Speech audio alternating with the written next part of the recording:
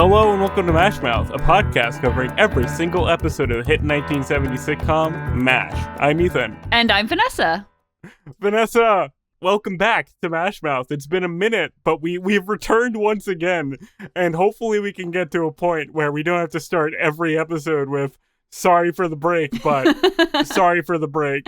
Yeah, I think that everyone's probably really sick and tired of me saying, wow, who knew that being an adult with a job was difficult? But man, who knew? Maybe one day we'll get like a Patreon going and this will be our job. But for now, this is a hobby that we can do when we can. So Vanessa, welcome back to MASHmouth. We have quite the episode to talk about, so do you just want to jump into the episode? Yes, but before we start, I do actually just want to say, we've been getting a lot of comments and messages and stuff, and I love to see it. We love that. And I just, it honestly warms my heart when people share their perspectives on the episodes and these characters. It makes us feel much less silly, you know, dissecting these characters in these episodes and these scenes. But also because when I was growing up, it was basically only my take on the episodes because I didn't have anybody else to talk to about MASH. So it's really fun to hear everybody's perspective. Like, everybody needs a MASH podcast, in my opinion. Everybody. Yeah. No, definitely. I really love the comments and emails that we're getting lately. Everybody is so nice and has such interesting takes for the show. And, you know, for me, I'm coming in largely cold on the show. So it's really funny for me to read all these comments and get all these emails of people who've like grown up with his show, have been watching for like 40 years, or people our age who are just also young fans of the show. It's very fun to get the diverse perspectives. And again, apologies that we are not more regularly putting out episodes. It makes me feel bad that we're getting such good engagement when we're not like doing it week to week like we did for the first 2 years of this show. Try 3 years. Right, 3 years. That's crazy. We've been doing this for so long. Thank you to everybody for commenting. We really appreciate it. And thank you for also putting up with our sporadic schedule at best at the moment. Yes, we're excited to come back on a at least semi-regular basis, starting hopefully with this episode. So why don't we jump right into this stellar of an episode? Yes, let's do it. So, in this episode, Out of Sight, Out of Mind, after a freak accident, Hawkeye temporarily loses his sight and worries that his life might be changed forever. Meanwhile, Frank uses America's favorite pastime to run a gambling scam. Vanessa, what did you think about this episode? So I honestly have some mixed feelings about this episode. So do I! Okay. I had a feeling that you also had mixed feelings about this episode. So I did like it. I thought that it was an interesting thing to kind of do. It kind of breaks up the surgery, the OR, the war, you know. I like those storylines that do break up the, I don't want to call it monotony, but just like what we're used to in the camp. And I think that this was a good episode. I think it was well done, well written, well acted, very much so. But I think that it was also pretty dated in its like outlook and its handling of potentially like being blind or having like a disability. So I wanted to get your take on it too. Dude, I thought I was going to come in here and like have a revelation, you know, the first time that we kind of disagree about an episode. Because I was hoping that you would like really like this episode and I would come in here being like the counterpoint of being like, kind of grumpy. I don't think this episode comes together well. But you're echoing my exact thoughts. It is proof that we spend too much time talking about MASH together.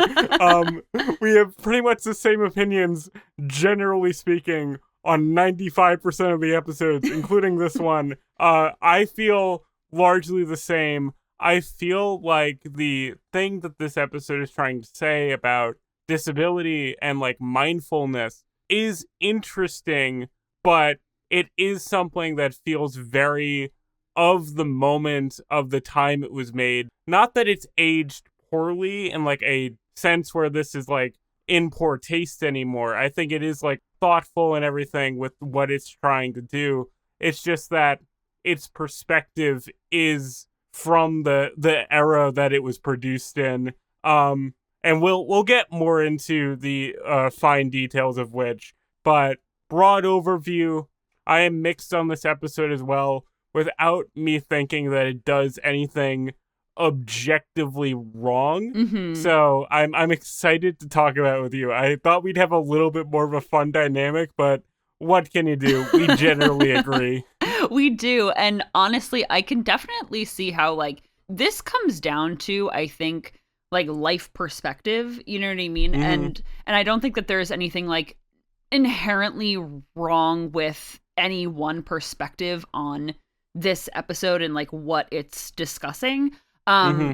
I really do think that there really could be definitely two different perspectives on this. I just think that you and I see the world in a very similar way. Mm-hmm. So that's why we probably have the same perspective on this. But I do think that if other people watch this episode, they could take away a very different thing than you and I probably do. So I really want to talk about this episode. I've been dying to hear your thoughts. Same, very much the same. I will say that my perspective, I don't mention this a lot on the podcast, but I am physically disabled, and my perspective on the portrayal of disability in media is very much colored by that, more so than maybe other people would who are just kind of casually watching this if they're like able-bodied. Not that I'm blind, I have a very different disability than that. But in general, I don't love stories that are like, person becomes temporarily disabled and like learns to love life and appreciate the life that he has. It's like, and this episode is not that bad. There are much worse examples of it, but my bias shined through in this one where I just don't fundamentally like enjoy this type of story where, you know, there can be stories where characters become disabled and then like learn to become better, because that's a thing that happens in life. But it's something that you have to be very careful with and like really handle well. And this is purely a case of, again, it not handling anything poorly. It's just the time that they did it to kind of have the 1970s kind of outlook on it is how I feel about this episode. That it's not bad. There's like not much objectively wrong, I think, with the portrayal of disability. There's one scene. My problems come down to really just one scene in this episode, and we'll get to that. I'm excited to talk about that specifically. Yes, and not to further delay getting there, let's dive into this episode. Yes, let's do that. So this episode starts in the middle of the night. Frank is listening to a baseball game, and immediately red flags, because immediately whenever Frank is enjoying anything whatsoever, it makes me think that he's up to something. And now let me just say, I did not remember the rest of this plot line, and oh boy, was I vindicated in my thoughts. I also just don't believe that Frank would enjoy things like sports and like he would be listening to like the baseball game for a reason that wasn't nefarious. And also, I was very triggered by the Dodgers winning because I first watched this episode like right after the World Series, and I was so angry. Same. Like literally the night after we recorded our last episode, I watched this episode. I was like, we're haunted by the Dodgers baseball team. Oh my god. Anyway, all right, I can't. I'll go off on tangents. So, we'll get back to Frank, but okay. The driving plot of this starts right away, where it's the middle of the night and a nurse comes in and asks Hawkeye to fix the stove in the nurse's tent. So, she says that Hawkeye is the only one who can fix it. And for some reason, I just like don't believe this. Like, I don't believe that Hawkeye is handy You know what I mean? Like, it feels like this is a radar thing to do. It is a radar thing, but like, come on, the girls wanted like a cute guy to come in and fix the radiator. Not that Radar's not a cute kid, but he's, a kid. They wanted to watch a man work. Not Damn. to be sexist, but I think that is the implication of why they bring Hawkeye in. Because, it's not super double entendre-y, but they're like, you have the best hands in camp. Ooh. Wink, wink. It's like, ooh. So they wanted Hawkeye specifically because they like Hawkeye. They think he's, charming and fun, and they're not wrong. Okay. I see it. I definitely understand. Okay, you were picking up what the nurses were putting down. I get it. Of course. I love after the accident happens, that leaves Hawkeye blind for the rest of the episode. He tells them to next time get a union man, which was very, very funny. Yes, and speaking of that is the main plot of this episode.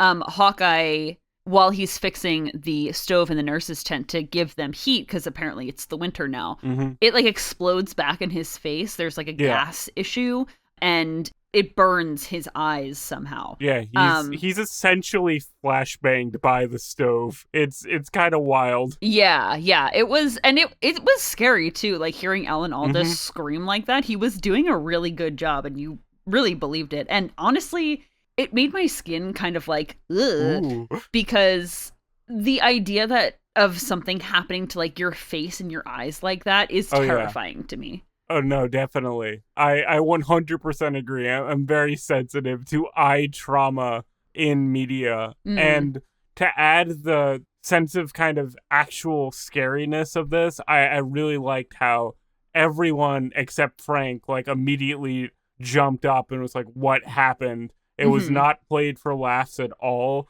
I love the cut to BJ in particular in bed, like shooting up when he hears Hawkeye scream. I thought it did a good job of relaying what kind of episode this is going to be, because there's definitely a version of this episode where Hawkeye becomes blind and then the entire rest of the episode is like blind jokes, like a Mr. Magoo cartoon. Yeah. And this does a good job of establishing that it's going to take him being blind a little more seriously and not mine it for slapstick comedy potential, even though there are plenty of jokes centered around Hawkeye's new state, let's say.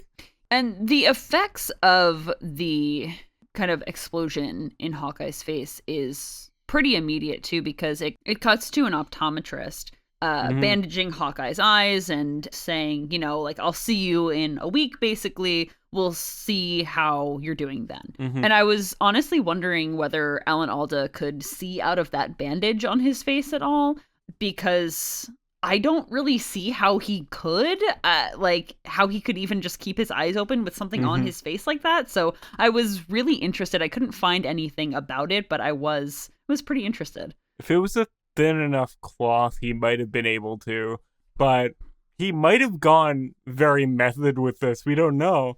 It really could go either way. I didn't think about that, honestly, that whether or not Alan Alda, the actor, could see. But that does add an interesting wrinkle to this episode. It is funny with this episode how you can see changes in his performance based on him being blind. Like, I noticed that he was trying to use his mouth a lot more while, like, emoting and everything. And I don't think that it was like a Hawkeye decision. I feel like Alan Alda was like, I need to play this a bit more, because you lose half of his face throughout this entire episode. Yeah, I definitely picked up on that too. You could definitely see in his lower jaw and his mouth a lot more, I don't know, like it's silly to say expression in his mouth, but you could honestly see it. Like, I noticed his teeth for the first time probably like in my entire life. So that was interesting. I also felt in this scene too of this kind of initial diagnosis of, all right, well, you've had this trauma to your eyes. We'll see where you are in a week. I thought it was so telling about Hawkeye's character just from that one line that he says to BJ. to visit him like often or all the time. And having Hawkeye, who is such an extrovert, not be able to like fully participate in his life is terrifying to him. And you can see it just from that. Like, he's going to be bored. Yes, he's going to be worried about his eyesight, but he's also not going to just be himself because he just can't be. It's similar to how he is when there's an episode where the entire camp gets sick and he's like the last man standing and he has to be the like sole operator of the entire camp. And it felt like that he felt like isolated and needed to compensate for it by being like this wonderkin doctor who's not going to stop working. Yeah. And that happens pretty much immediately in this scene where he's put into recovery and immediately he gets up to help other patients around the room, starting with like a guy whose like bandages were too tight. But then we move on to another man who, unbeknownst to Hawkeye, is also blind. And I thought this was a very interesting dynamic. And I wish there was more of this in the episode, because I think this is the core of it that I really liked, is the conversations between Hawkeye and this soldier who's also newly blind from a similar kind of explosion near his face. Yeah, that's so funny that you say that this is the part of the episode that you really liked around the blind Hawkeye storyline, because this is also the part that I really liked too. Great minds! Of course. So what I liked about this scene was after they tell each other that they're both unable to see, Hawkeye says, well, you should feel lucky, basically, that you aren't dead and that you have a profession that you can still, do while being blind. And the soldier says to Hawkeye, well, do you feel lucky? And I thought that was really powerful, because Hawkeye probably has said this to so many people of, you should be lucky. Like, we were able to save like one leg, or we were able to save one arm, or, it's just your hand that got blown off or something like that. And it is true. You're lucky to not be dead, but that doesn't mean that you have to feel happy that you have this terrible injury to your body. And I liked that kind of pushback on Hawkeye. I wanted to see it a little bit more, but I did like that it was there, because I think that it also makes the audience think like, oh, okay, maybe this is not like the thing to say to somebody who is disabled or has suffered like a serious bodily trauma, or to say to somebody who's like come back from war in general, like, oh, you should be lucky that you're not dead. Like, it's just not nice, I guess. Yeah. Life isn't a competition. Exactly. Just because you've made it out okay doesn't mean that you necessarily need to be happy with the change in your life that's occurred. You're allowed to grieve for the loss of the version of yourself that you once knew. And I think it is really interesting that the show, even in this 2-line exchange, does kind of acknowledge that. I think this is where it's like very well handled, the conversation about disability. Especially, I like that the soldier that Hawkeye is talking to is not an 18-year-old kid. He has like a life. He has a wife. He has a teaching job. He's someone who has experienced like an adult life, and now is going to transition into a very different kind of adult life. I think it is very interesting that they decided to, in a very rare move, show someone who's not like a fresh-faced high school student or, fresh out of high school draftee. I like this part of the episode a lot. Yeah, I did too. I thought that it was probably like the most nuanced part of the whole disability, at least from my perspective, the whole discussion about like losing your sight and disability and stuff like that. So I'm glad that you liked this part too, because if I was the only one who liked it, I would have been very upset. Okay. I'm happy to oblige. I'm happy that we both like this section of the episode. I think this says a lot of interesting stuff. I like how he, this Tom Straw fellow, is not temporarily injured like Hawkeye. That is that contrast, that Hawkeye is the very lucky one here, that his sight, as we find out in the end of the episode, will return and he'll just be fine.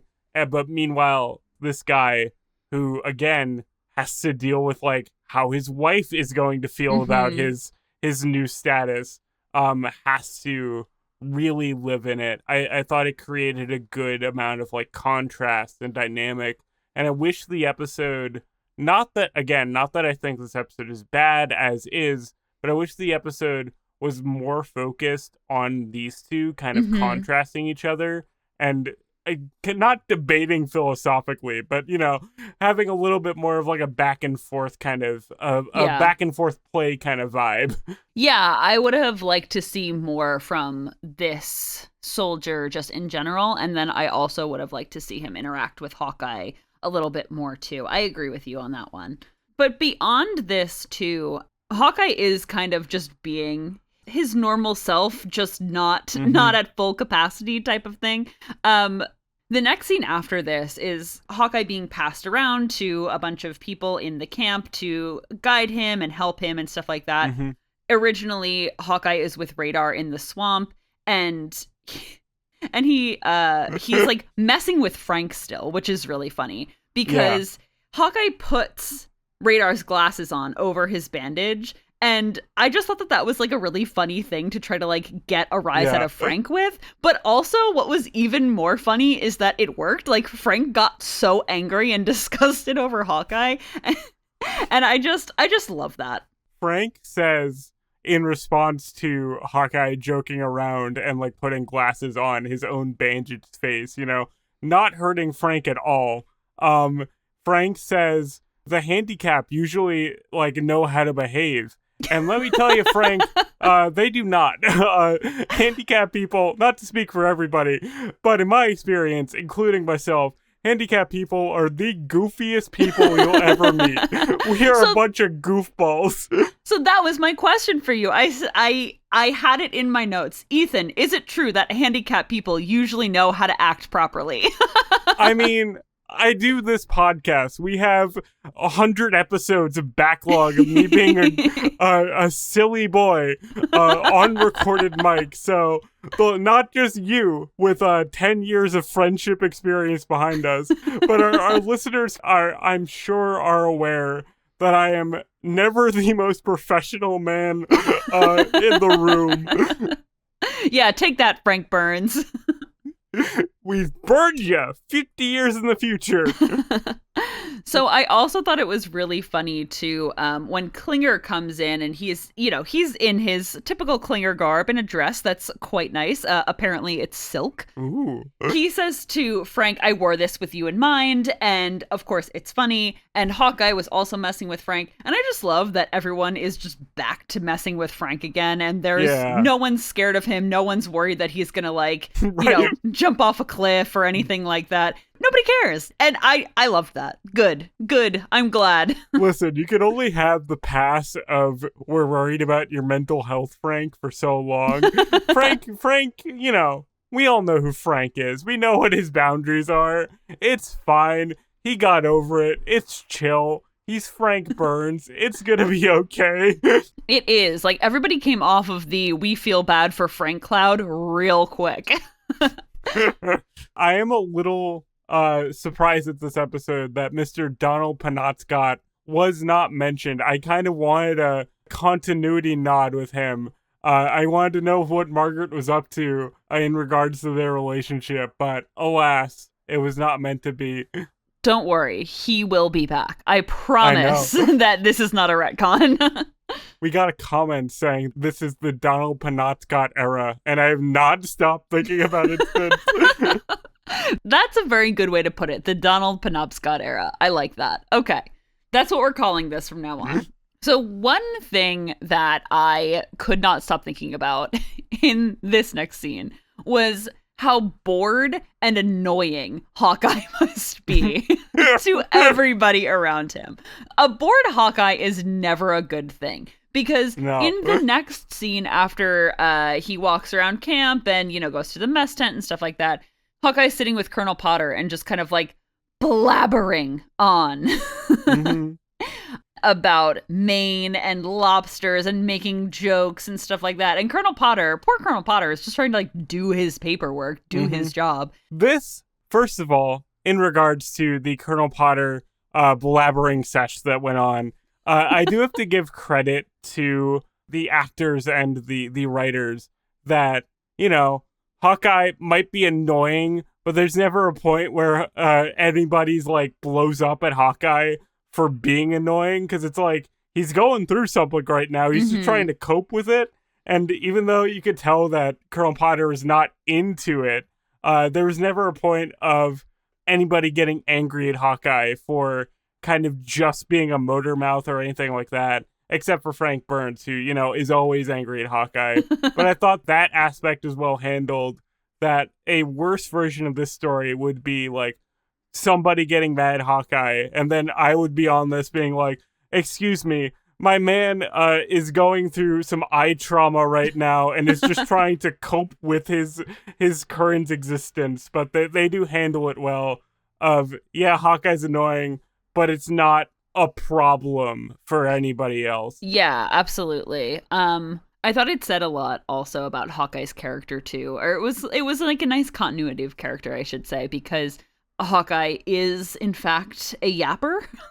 He is. And He's we King know Yapper. this. We know this from previous episodes. We know especially he talks a lot when he's uncomfortable, but he just talks a lot in general, especially when he's like in a situation that he can't really do anything else, right? Like when he's uncomfortable, or in this situation where he's like bored and doesn't have anything else to do. So I liked that continuity a lot. I also thought that this next bit of this scene where he's talking to Colonel Potter was also great characterization of Hawkeye, because this scene has always stuck out to me where Hawkeye gets like scared or nervous when Colonel Potter, he thinks Colonel Potter's in the room with him and Colonel Potter stepped out for a second and he didn't realize it. I thought this was great because I think that this is something that could happen to a lot of people. This is a huge adjustment for anyone who just lost their eyesight. But I also think it says a lot about who Hawkeye is as a character, because he's kind of like afraid to be left alone. And Hawkeye needs to be doing something and stimulating his mind and like kind of be around other people. Like I said, he's an extrovert. And when he can't do that, he loses a lot of himself. And anytime we see this, I keep coming back to that piece of the episode, The Interview, where Hawkeye basically says he doesn't let himself feel a lot or it'll crush him. And you can see that a lot in these scenes, and this next scene with BJ as well. It's so obvious that he's kind of doing everything and anything to prevent himself from having to deal with the idea that his life is going to be extremely different than what he had planned, and like having to basically just deal with the fact that he could be blind for the rest of his life. So I just really liked what this was all saying about Hawkeye.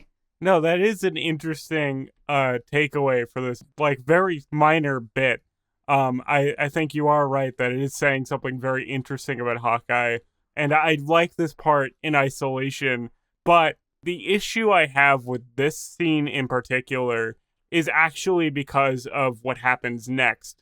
Basically, the next scene in the episode is Hawkeye sits down with BJ, and BJ is like, hey man, I know you're going through a lot, but you gotta calm down. I can tell that you're trying to run away from this. Like you're saying that it's very obvious that Hawkeye is, you know, trying to just escape from his own head.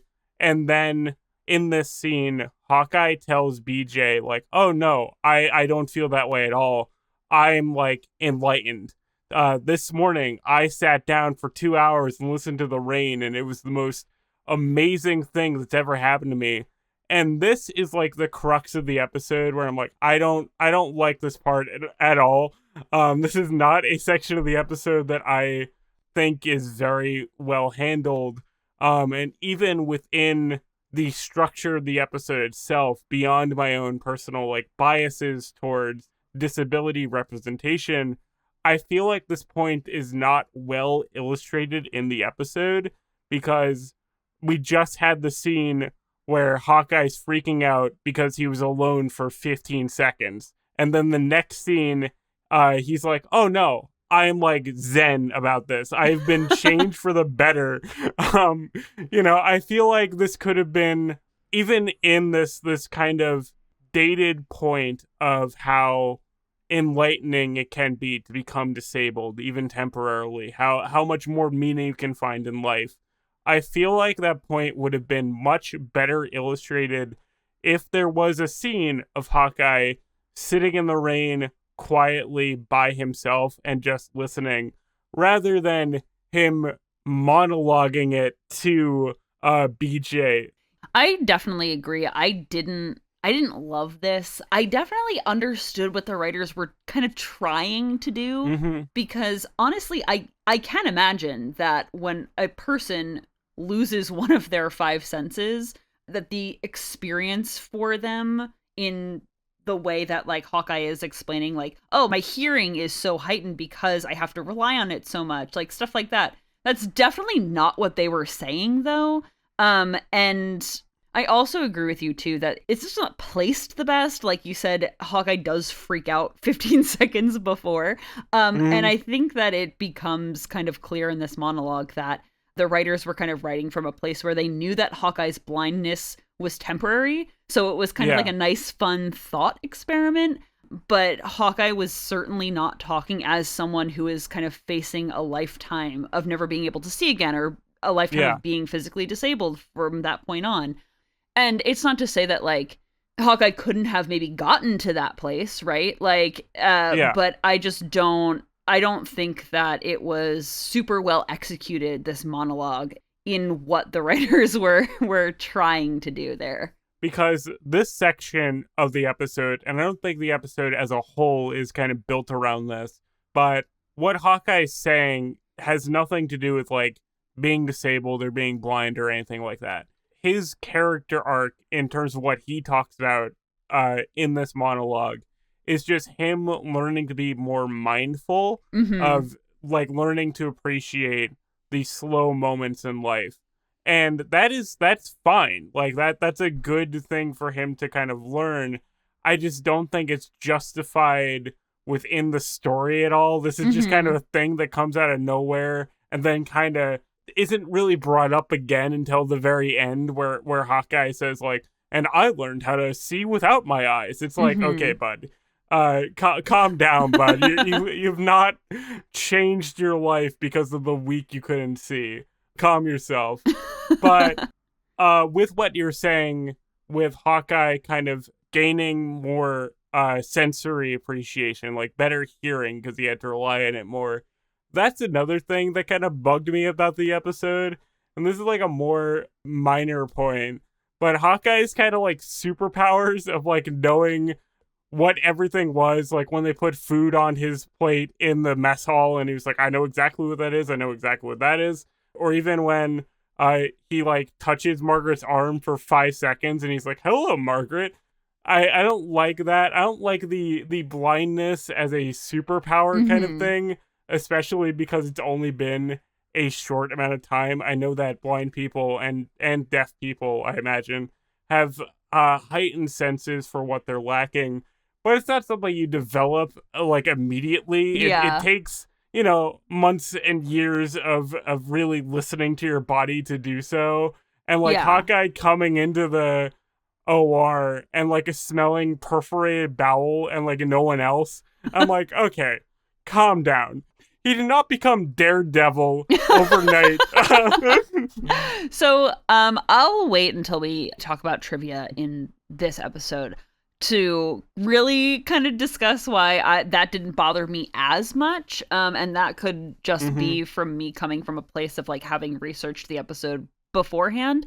But I do agree with you that like that doesn't just like happen overnight. He doesn't just like become like super Daredevil, smell, basically. super like hearing. But I do think you could put a more positive spin on it. And this is kind of how I took it, of Hawkeye just has been in the camp for so long that he kind of, he knows the people, he knows his way around. He knows like what they're serving for lunch by like the smell and the taste and whatever it is, because he's just like so comfortable at the camp. Yeah.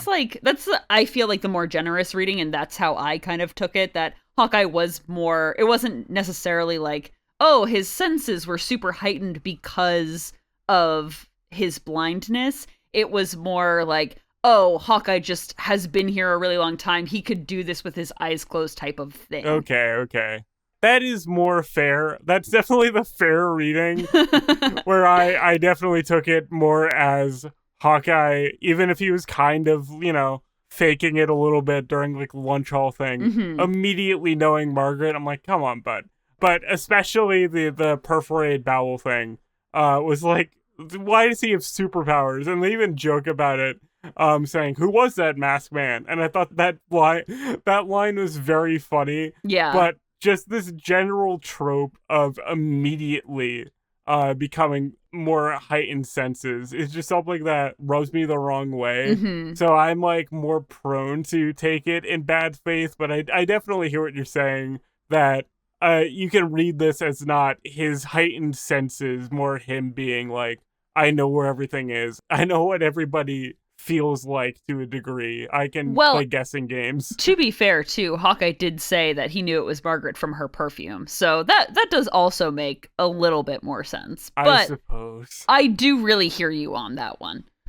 Thank you. But what really saved this scene for me, though, was that immediately afterwards, Hawkeye and Frank start squaring up, and honestly, give it to me. Like, truly, I need to see it.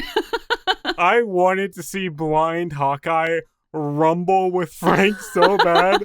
I'm so mad that they stopped that from happening, because I think that would have been the new worst thing Frank has ever done. If he beat blind Hawkeye, like if he punched blind Hawkeye, would have been awful. That would have been no coming back from that. Off the charts. That is the definition of a sucker punch beyond sucker punch.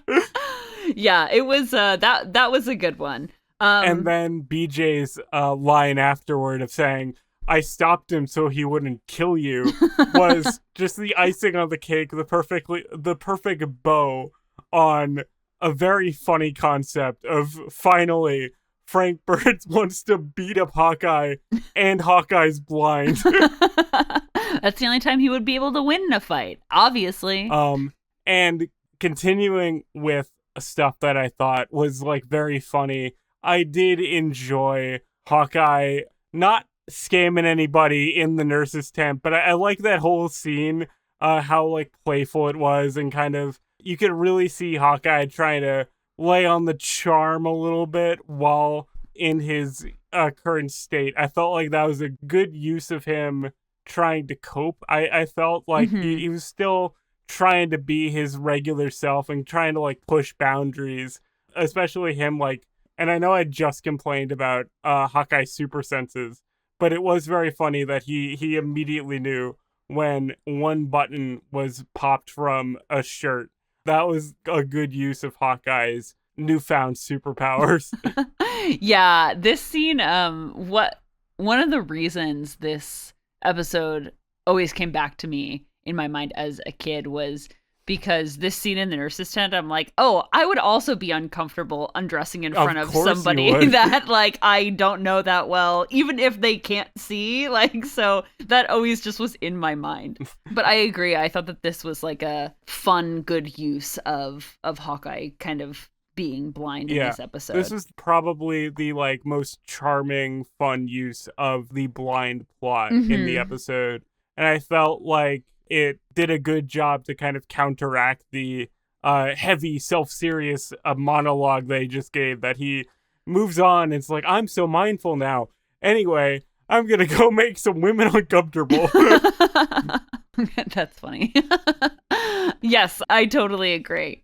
So after that, we're really in the end of the episode where we have this like really tense scene of the bandage being removed and Hawkeye slowly taking the gauze off of his eyes, and it's determined like whether he can see or not. And I really remember as a kid, the gauze on Hawkeye's eyes freaked me out so much. I was like legitimately so scared. I knew that knew that like he was going to see again because obviously like he's the main character of the show. They're not going to send him home.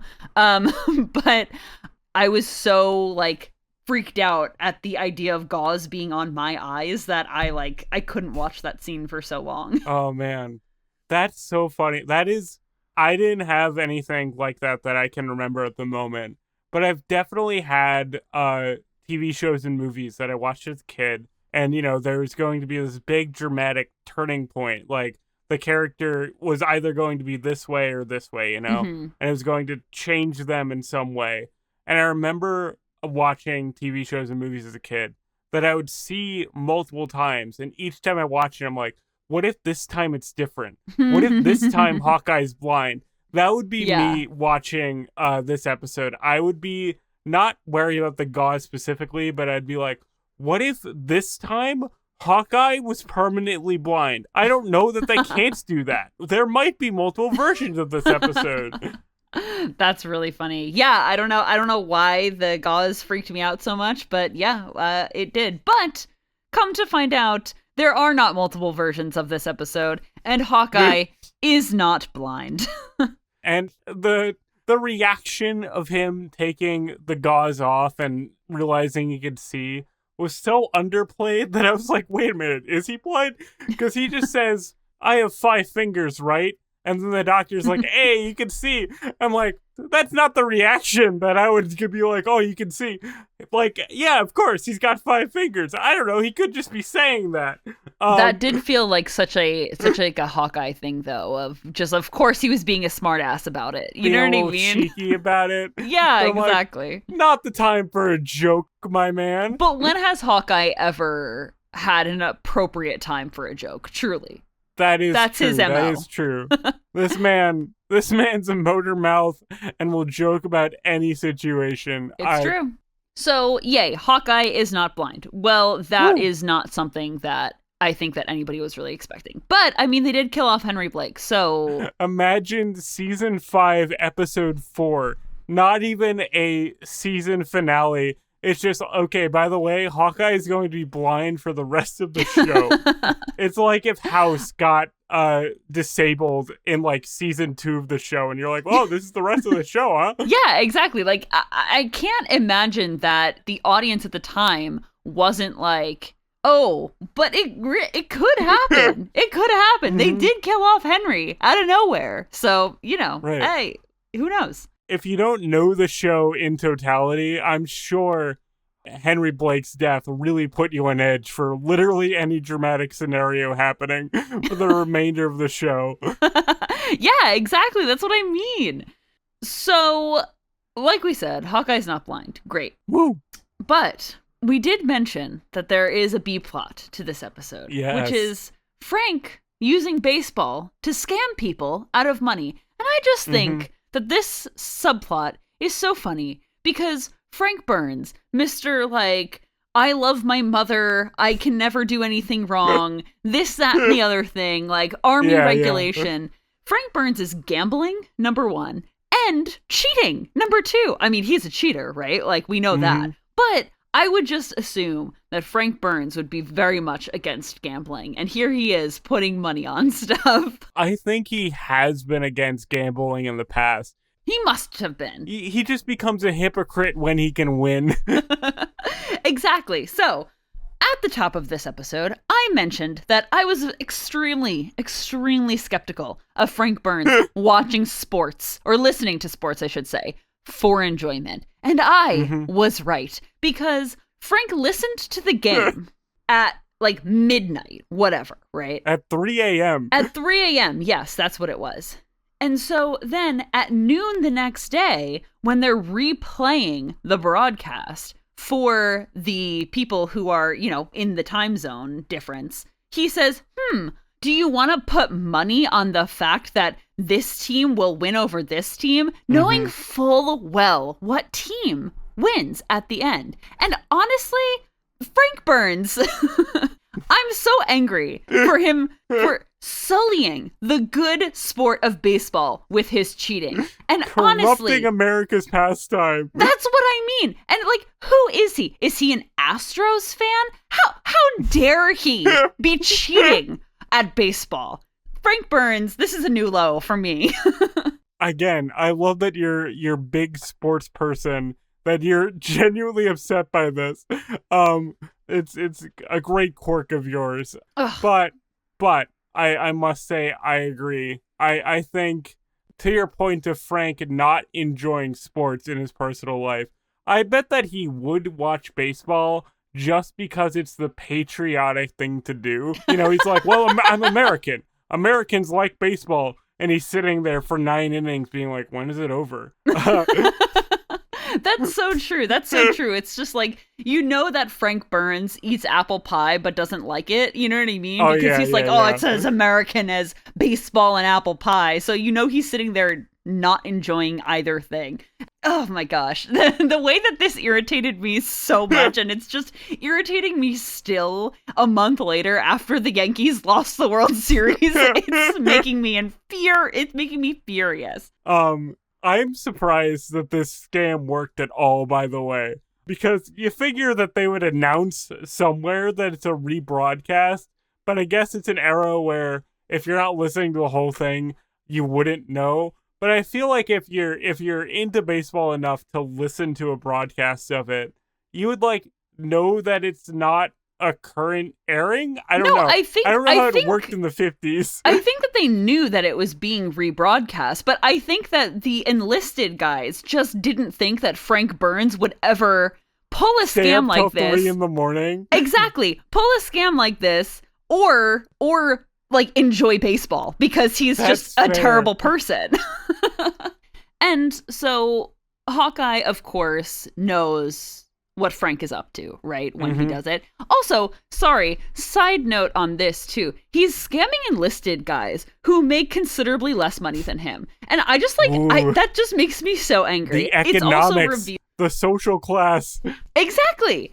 It's also revealed that he apparently did this with everybody in the camp. So he apparently scammed everybody into thinking that he was just like a baseball guru. He scammed Margaret. And I'm like, Margaret, that's what I mean. You should know better. So they really truly are done, obviously, because he would have like let her in on this little scam, right? Truly. Absolutely. Instead of taking her $10. The tea. So Hawkeye knows what Frank is up to on this. And Hawkeye, BJ, Radar, and Klinger plan to get Frank back by broadcasting a fake ball game over Frank's radio. And that's how that's how it's revealed when the real score is announced, that Frank is scamming everybody. And everybody comes after Frank in the end of the episode. And that just really warmed my heart. I thought their fake broadcast was so funny. And it's one of those things that got me at first. You know, Frank is listening to the baseball game, and at first they don't reveal that it's Hawkeye, like, overdubbing it. But I'm like, wow, this announcer sounds a lot like Alan Alda. And then they cut to Hawkeye doing, like, the narration voice, being like, hello, it's baseball time. I'm like, like that brought me a lot of joy. Being tricked for 5 seconds about Hawkeye's little broadcast was really funny. And all the little sound effects they did was great. I just loved it. That is so funny that you didn't realize at first that it was Helen Alda, because I have written down, how could Frank not recognize Hawkeye's voice as the announcer? To be fair, I did recognize it as Alan Alda. That's true. Like, That's true. That is true. I didn't recognize it as part of the scam yet.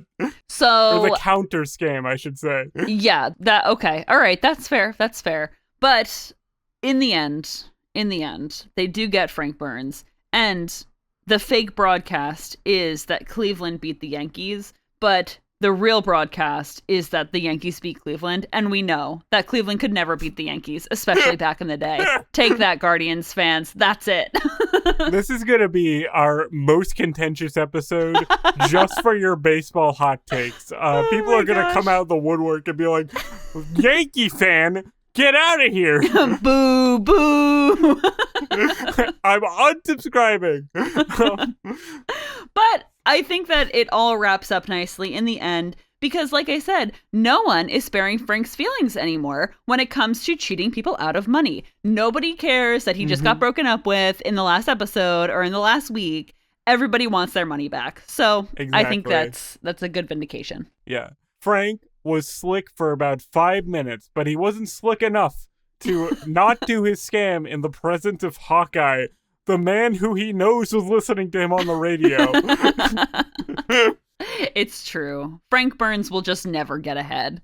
So that really wraps up our discussion of the episode. So Ethan, did you have any favorite lines from this episode? Yes, one line that I thought was really funny involved the mess hall food, where BJ describes the meatloaf and he says, "Oh, it's this week's meatloaf. Well, we don't eat of it, we drop on the North Koreans." And I'm just like, beautiful, great. I love that you insult Igor's cooking like that all the time. That was a good one. But to be fair to Igor, he was just working with what he got. You know Exactly, what I mean? Exactly. My favorite line in this episode was when Hawkeye came into the OR and he had a mask on, but he also still had the bandages over his eyes. Mm-hmm. And he said, "I wonder what the patient would think if he woke up and saw me standing over him." And BJ responds, right. He'd know he was in the army. And I was like, ooh, what a deep cut, BJ. Right. BJ hit it out of the park this episode. He really, like, scorched earth the MASH. let me say. He did. It was a good one. There's a line that I have to explain to you, too, that I think that you will really appreciate. Okay. This is so funny, but it takes so much setup. Sorry, I'll run through it really quick. But when Hawkeye is like feeling for the patients and he feels the bed and there's nobody in there and he goes, "Oh, Claude Rains." This is actually the funniest thing ever because I did in fact have to look up who Claude Rains was, and Claude Rains starred in the Invisible Man film in 1933. So like, what a clever joke. That was so funny. Dude, the pop culture references in this show are so fun to me. So good. Because they're not only 50 years out of date by being in the 70s, but it's also a period piece of pop culture references. So it's like, they'll mention people from the 1930s, and I'm like, I have no idea who that is. Yeah, exactly. Exactly. So like, truly, it would be something of like, our grandparents would understand that reference. Like maybe our parents, but almost nobody from our generation would get that. Yeah. And yet it's still so funny. I love it so much. Like, that's not even like a Lon Chaney reference. Like, that guy is old, but I feel like people know that guy. I don't know the original Invisible Man. Yeah, actor. Exactly. So it's just funny. Anyway, going from that, Vanessa, do you have any trivia for us this week? I do. Okay. So I have some trivia on the actor Tom Sullivan, who played Tom Straw, the blind soldier. It's Tom's all the way down. It is, in fact, Tom's all the way down. So, Tom Sullivan was born on March 27th, 1947, in Boston, Massachusetts. Sullivan was born premature and given oxygen treatments, which saved his life, but left him permanently blind. Whoa! That's... Okay, I did not know they got an actual blind man for this. That's great. I did not expect that. That honestly, low-key bumps this episode up like a full point in my book. I cannot lie. Having a real blind man, I wish there was more of him. Why was he in like 1.5 scenes? I wish the entire episode was like centered around his relationship with Hawkeye. I'm happy and mad. Ugh. So that really like colored my opinion of certain portions of this episode, especially like writing wise. So I'll get into why. So Sullivan has a significant career as a composer, author, motivational speaker, singer, and actor. I think probably the reason that he was not featured more prominently in this episode was because this was actually his first acting role. Oh, really? Yeah, Interesting. yeah. So this was his first acting role, but he also went on to guest star in several other shows, including Mork and Mindy, Fame, 90210, and Designing Women. And Sullivan had a recurring role in the show Highway to Heaven, and he actually wrote and sang the song All the Colors of the Heart, which was used as the theme song for his debut episode in that show. So, a man of many talents. That's super interesting. Sullivan also had a recurring role in the soap opera Search for Tomorrow. And his last acting credit was for a guest appearance in the show Touched by an Angel in 1999, which, by the way, I was, for some reason, never allowed to watch as a child. I was just never allowed to watch it. Yeah, I don't know why, but... Interesting. I don't know anything about that show. That show eludes me because I always wanted to watch it, but I was never allowed to watch it. I was allowed to watch MASH, but not Touched by an Angel. I don't know, man. Your upbringing in terms of TV is the funniest thing in the world. That you were able to watch MASH, but your mom was like, I don't want you watching Hey Arnold. I'm like, okay, buddy, sure. We're going to have my mom guest on this show to explain it. Dude, we absolutely should have your mom on the show. That'd No, be my hilarious. mom would never do it. It would be so funny, but she would never do it. So Sullivan also had a very prominent singing career as well. He sang the national anthem in Super Bowl X and in the 1976 Indy 500, where Jim Nabors also actually sang on that day. So that's interesting. Oh, wow. Me and Tom Sullivan, we got to stick together because we're both disabled due to premature birth. That is funny. You should reach out to Mr. Sullivan. You're like 80 years old.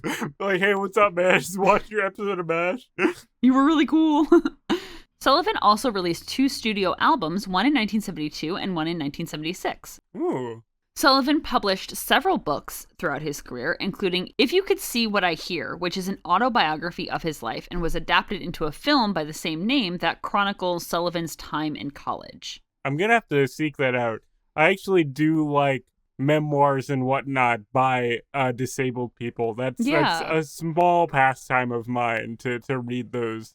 So I'm going to have to seek that out. And also the movie, perhaps. Yeah, definitely. So this is why I was a little bit less harsh on the writers for a lot of like the hearing things for Hawkeye, because apparently Sullivan also once saved his infant daughter from drowning in a pool by listening for air bubbles. Holy heck. That is incredible. Isn't that insane? Now, I found that in a little blip in the Ultimate MASH fan guide book that you had given me for Christmas last year. So I just, wanted other people to hear that little tidbit because big if true. Insane. I'm very glad that that book is useful to you and you found that very interesting piece of trivia. But I will say, counterpoint to you giving the writers credit, that is something that is honed over a lifetime of being blind. 100%. Not a week of being blind. It's true. But it's true. I will say, in real life, that's amazing. That's so cool that happened. This episode was also but this episode was definitely written in advance of getting an actual blind actor to play this role, right? So I don't want to give the writers too much credit, but I also don't want to discredit them that they could have possibly, taken from other people's lived experiences, like we were saying at the top. It's a fine line. Yeah. So this other thing I thought was so interesting. Sullivan had a close, lifelong friendship with Betty White and her husband, Alan Ludden.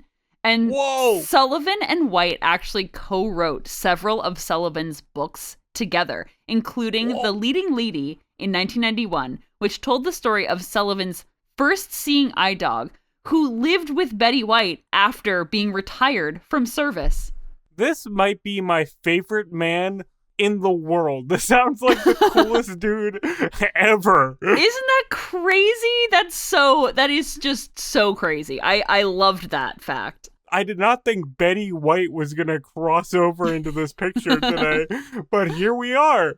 Let alone that Betty White being a real cool lady to foster a retired seeing eye dog. What a champion. Isn't that amazing? Oh, just another reason to love Betty White. And so Sullivan is still alive today, and I think the most recent thing that he kind of made news for was when Betty White actually passed away. He mentioned her, or he took over her Instagram or something like that. I'm definitely misquoting it, but it was something to do with Betty White because they were such lifelong friends. That's cool. Yeah. So I actually do have a little bit more trivia about the writing and production of this episode as well. Ooh, I'm excited to hear about the writing process. Let's go. Okay, so the writers of this episode, Ken Levine and David Isaacs, this was their first episode of MASH that they did. Oh, really? Yeah, and they'll go on to write a significant number of episodes throughout the rest of the series, too. Cool. I thought I recognized their names, but I guess not. Yeah, I was really surprised that this was their first one. This was a really, bold choice for their first episode. So even though we didn't love it, I think that it's still, the writers still really did something here. Oh, definitely. Again, my problems with this episode are more personal bias rather than systemic issue, I would say. Mm-hmm. I think, especially for the time, I bet this script was really interesting. Yeah, absolutely. So, according to Levine, Gene Reynolds invited them to pitch some stories for MASH, and just to be safe, they had to make sure that they had at least something that Gene Reynolds would like, so they wrote 50 stories to pitch. Okay, making me feel bad as a writer right now. I don't do that. And apparently the storyline of Frank cheating at gambling came from a real-life story of a friend of Levine's who worked at AFVN in Korea during the Korean War. So that was from real life. I love that. I love that came from a real-life scam. And I imagine in real life, it was a little more sophisticated than the Frank Burns method. That's really funny.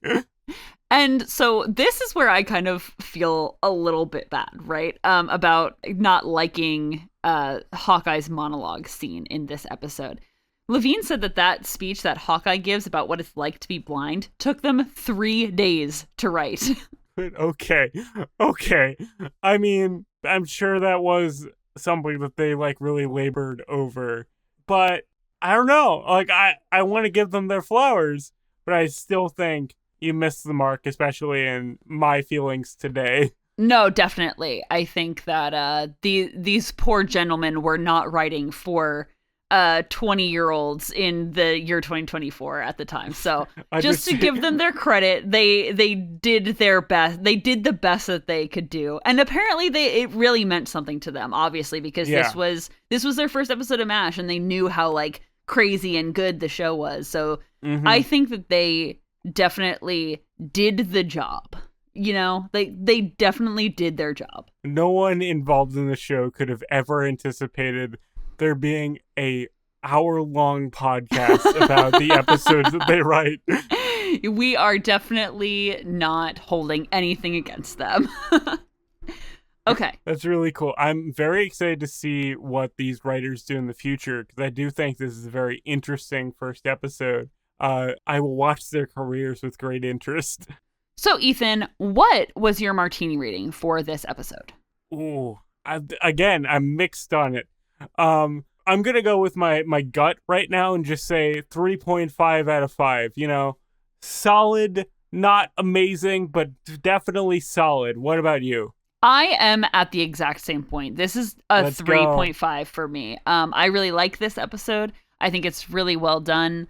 But I just don't think certain things hold up for me, and that's just like we keep saying, that's just our personal life philosophy. Doesn't mean that somebody who watches it now is wrong if they like it and do think it holds up. So I would raise you the 3.5.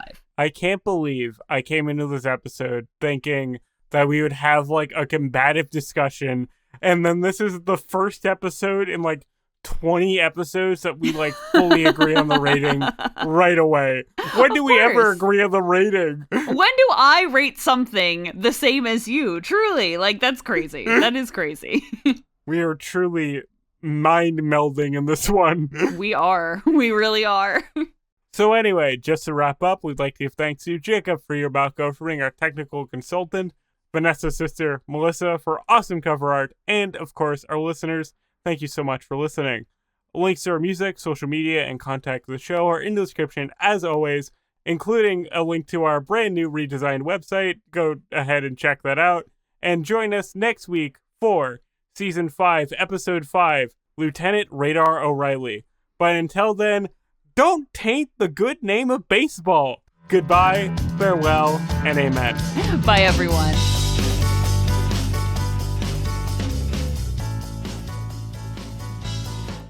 You can tell that I wrote the outro. LOL, LOL. Thank God we left in your sports musing last week. We really set this up as a character arc for you. We did.